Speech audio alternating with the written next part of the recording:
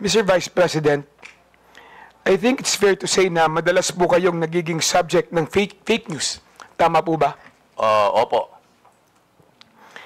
At dahil din po dito, nagkaroon po kayo ng pampublikong hinaing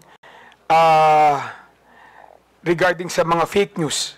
Lalong-lalo na nung nakaraang linggo. Tama po ba? Opo. At base sa preliminary research na isinagawa po natin, isa sa mga pekeng balita na kumakalat tungkol sa iyo ay ang nausong quote card na pagkatapos na pagka-aresto ng dating Presidente Rodrigo Duterte, kung saan sinabi mo daw na the former President Rodrigo Duterte, Tatay Digong, did not start the war to kill. He started, nasa ano po yan, meron po tayong, pwede po bang pakilabas? Yan po ba? Tama po ba ito yung isa sa mga code card na bigay po sa inyong kaalaman na peke na sinabi niyo raw po ba? Sinabi niyo raw po, tama po ba? Medyo hindi yata ho masyadong malinaw ho ito, Mr. Chairman, tungkol dito. Ang nakalagay po doon, sir, is former President Rodrigo Duterte did not start the war to kill. Okay. He started to save lives. He gave drug addicts a chance to change, to surrender, to choose a better life. But many refused. They kept using, kept selling, kept killing innocent people. So what a leader should do? Let criminals destroy families or take actions to stop them. One addict lost is tragic, but thousands of innocent lives saved, that is justice. Duterte made the street safe. Yan po yung mga nakalagay sa quote card na na-attribute po sa inyo. Opo. Pero hindi ho lahat totoo eh. Kaya kami ho, fortunately, kami sa media, sa mga broadcaster, nakokorek kaagad ho namin on the air. On the air. Once na lumabas yung fake news, nakokorek kaagad namin. In my case, meron po akong IG na ginagawang ko kagad doon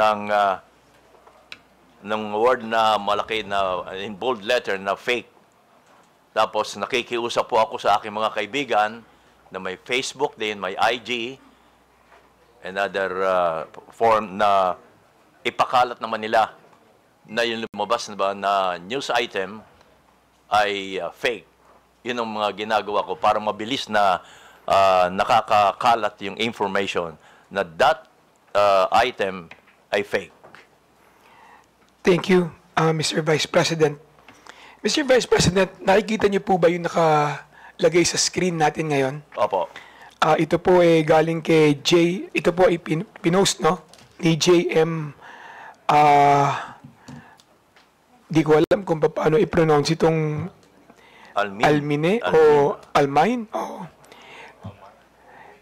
Almine. Ayan, JM Almine. Nakalagay po dito, sabi niyo raw po na di ko binoto si PRRD dahil gustong-gusto ko talaga si VP Lenny. Familiar po ba kayo sa napabalita ang sinabi niyo daw po? Opo. Alam ko ho, fake ito. Kaya gumawa kaagad ako ng version ko at nalagyan ko ng in bold letter na fake. Mr. Vice President, kilala niyo po ba si JM Almine? Hindi po. Hindi ko po siya kilala. Sinubukan niyo po bang kilalanin kung sino yung nag-post nito? Hindi na po dahil baka mamaya hindi tunay na tao ito eh.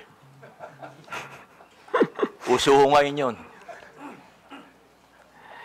Ano po ang naging reaksyon niyo na nakita niyo yung post na ito? Well, sanay na ho ako sa mga lumalabas na ganito eh. So ang first reaction ko ay gumawa ng paraan para may pakalat ko na fake nga ito. Lagyan ng bold letter na fake. Kumisano, ginagawa ko pa ay naka-flash yung fake.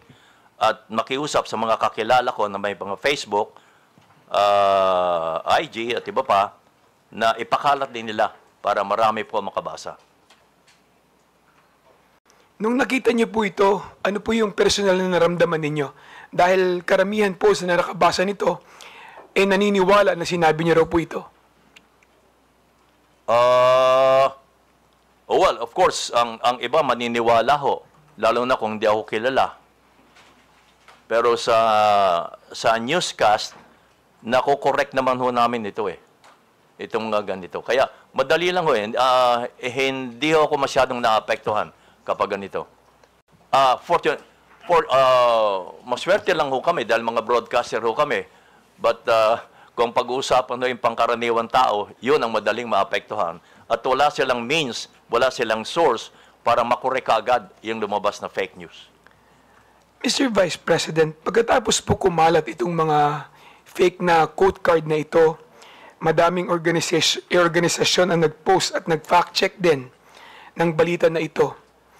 Alam niyo ba kung ano-ano yung mga organisasyon na ito tulad ng ABS-CBN Fact Check, Opo, meron po Verifies, kami ganon. etc.? Opo, meron po kami ganon. Ang ABS-CBN may fact check at inilalabas po namin yan sa TV Patrol.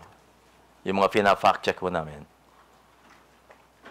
Sa inyong personal na opinion po, Mr. Vice President, nakakatulong ba sa pagtigil at pagkalat ng fake news ang pagpa-fact check ng ABS-CBN, Rappler, Verifies? Nakakatulong po ba ito? Well, nakakatulong ho, pero hindi ko alam kung ilang porsyentong na itutulong nito. Pero nakakatulong ho. Definitely. Thank you. Sir, isa na naman pong balita na kumalat sa inyo ay yung pagkakadulas ninyo. Naalala niyo po ba ito noong 2021? Dadulas. Meron pong fake news na kumalat noon, yung pagkakadulas ninyo, pagkakoma at pagkamatay umano. Oh. Noong October 26, 2021. Opo. Naalala niyo po ba ito? Opo. Kung saan kayo po ay nag-post katabi ng inyong koi pond ng magandang umaga bayan, pagpalain sana po ng Diyos ang inyong umaga, mga kabayan. Naalala niyo po ba yun? Kasunod po nito, yan po yun, kabayan, nasa screen po natin. Kasunod po nito ay nag-post kayo ng isang video na may caption, miss ko na po kayo mga kabayan, abangan. Opo. Naalala niyo rin po yun. Pati po ang inyong anak na si Madam Kat Di Castro ay nangangailangan pa mag-post upang patunayan na ang balita na yon ay fake news din sa inyong pagkamatay. Kaya ang sabi niya, "Hi everyone, my dad's absolutely fine. We just had dinner." Ang post ni Madam Kat Di Castro. Opo. Ano po ang inyong reaksyon nung nakita niyo na may kumalat na kayo ay pumanaw na? Well, sabi nga ho nila, kapag kayo nabalita na patay na kayo, ay masahaba ang buhay nyo. But isa pa ho, sabi ho namin kami mga personalities, bad news or good news ay publicity pa rin ho. Kaya kung may ganyan, ay pag-uusapan pa rin kayo. Pero may mga news naman na medyo masakit na. Lalo kung affected ang ating bansa, Kung ako lang, okay lang 'yon. Pero pag affected na ho ang bansa, iba na 'yon. Mr. Vice President, yung mga tao sa paligid nyo, yung pamilya nyo, naapektuhan ba sa fake news na ito? Medyo ho, mas una silang naapektuhan kapag may mga fake news na involve ako. Naniwala ba sila agad nung nakita nila yung balita na yan? Ay hindi ho, dahil alam mo naman nila ang nangyayari ho sa akin. Kaya hindi sila naniniwala kaagad. Kaya lang, nag-worry lang sila. Sir, yung mga taong hindi mo naman personal na kilala, tulad ng karamihan na yung mga viewers, na yung mga fans at supporters, ano ang naging reaksyon nila sa balita na yan? Well, ang nababasa ko lang ho, hindi rin sila naniniwala. Yung iba naman, nagko-condolence na. No? Lumabas ng balita na ako'y patay na. So, sinasagot ko sila, hindi ho, buhay pa ho ako. Yung mga ganon. Sir, sinubukan niyo po bang alamin kung sino yung nagpalaganap ng fake news na ito? Gusto ko ho lang alamin, pero wala akong means na alamin kung paano Kung ang meta nga, walang masyadong means para alamin Napansin ko kanina sa tanong nila, Congressman Gutierrez Sir, ni-report niyo po ba yung fake news na ito? I mean sa Facebook, sa Meta? Hindi na po. Hindi na po. Lately ko lang nalaman na kinakailangan pa palang i-report mo para umaksyon mo sila. Kailangan pang i-report. Actually, pagkatapos nung kumalat na kayo ay pumanaw na, marami din po ang nag-fact check, no? Na organisasyon para siguraduhin na may tama yung kumakalat sa inyo na balita na kayo ay pumanaw na.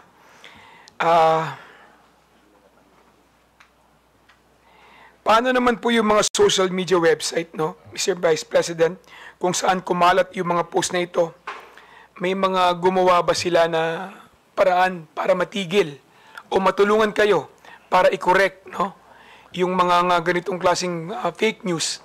Meron po bang mga tumulong na mga website? May mga tumulong po bang mga individual para kayo'y matulungan na pagsawata itong mga fake news na kumakalat sa inyo? Again, may minso kami para maharang kaagad yung mga fake news na yan because nakikita nila ako sa television na nagbabalita pa rin ng live. So, that means, yun ang patunay na, hey, buhay pa pala si kabayan eh. Nagbabalita pa ng live. Yun ang sinasabi ko na kami ay maswerte pa ng katulad namin personality. But ang kawawa ay yung walang means para maharang kaagad nila mga fake news na lumalabas against them. Kanina tinanong po ni Congressman Acop kung may responsibilidad ba ang Meta at Facebook sa mga ganitong klaseng kumakalat na fake news. Tingin niyo po ba, kabayan, merong responsibilidad ang Facebook at Meta sa mga ganitong klaseng fake news na lumalabas at nakakaapekto, lalong-lalo na sa buhay ng mamamayan? Opo, naniniwala po ako dun. At naniniwala din akong negosyo ito eh. Pati na po sa mga vlogger, kaya o sila naingganyong mag-vlog, ay dahilan sa kumikita rin sila. Aminin natin, huwag na tayo maging hipokrito dito. Pati ang Meta, alam naman nila yon, negosyo nila yon eh. So, tingin niyo po, hindi lang sa content creator o nag-post ang sole responsibility pagdating din po sa mga post na pinopost nila, pati rin po ang Meta. Opo. Meron tingin niyo, meron din pong responsibilidad. Yes, patungkol po. sa mga post na ilalagay sa kanilang platform. Mahalaga po yun. Dahil sila ang means eh, para may pakalat yun eh. Wala namang iba. Sila rin kung Facebook, kalimbawa, Facebook lang ang magpapakalat niya, wala nang iba. Facebook to Facebook, yung may mga Facebook. So, naniniwala ako na ang Meta ay malaki ang responsibilidad. Thank you, Mr. Chair. Re-reserve ko po yung aking mga katanungan sa susunod na round. Thank you, Mr. Chair. Thank you. Maraming salamat, Mr. Vice Are there President. any other members who would like to ask questions to